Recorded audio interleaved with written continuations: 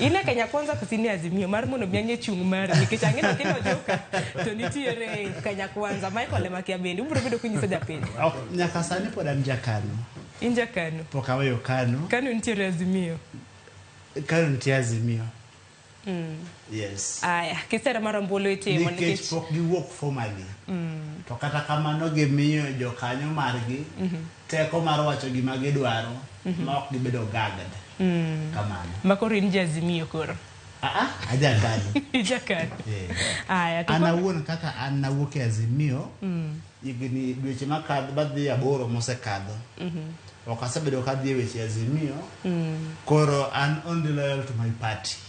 Ma en KANU. To mopogore gi mano kendo atiyo gi vijana e duond buche duto mag Thurka e gimiluongo ni Interparties Youth Forum. Interparties Youth Forum okelo vijende mane political parties both in Azimio and Kenya Kwanza.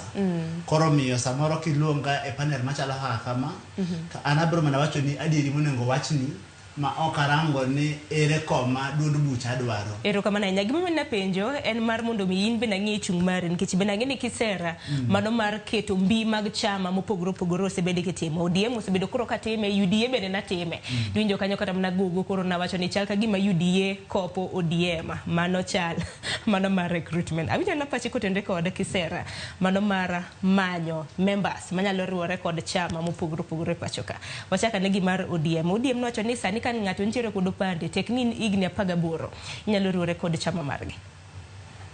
Gima ODM timo ber, gima UDA timo ber, kech adwaro ni mondo wachak wachno kwa yango ni Kenya kaka en piny miluongo ni demokrasia.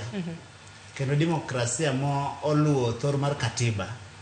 En ni gimitiyo godo mondo mi ng'ato donji e sirikal en chama.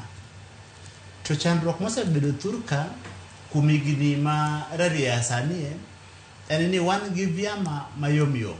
Duondo od buche ma wan godo Kenya ka nigi yomyom mathoth. Yomyom chakore gi structure mar chama. Nikech chama wacho ni en chama to kirango kaka itelo ne to tel ne kiosk mar ng'ato wuon. Chama wacho ni en chama to chama onge gi gima chama no ochung'ne mopogore gi dwaro telo kende. Sama chama onge gi gima ochung'ne miluongo ni ideals. Koro olokore gir manyo telo kende. To koro onge pogruok e kind chama no gi gima iluongo ni special purpose vehicle. Mane momiyo an achiel kuom jok mano amua ni koro an e lawyer wuon aburo siko ka asero piny owacho. Mano samoro iseneno ka loso e od fwambo mamoko, samoro be iseneno ka ndiko nikech an na make a conscious decision ni adwa sero piny owacho lwedo e gik moko duto ma gibiro timo madhi maber.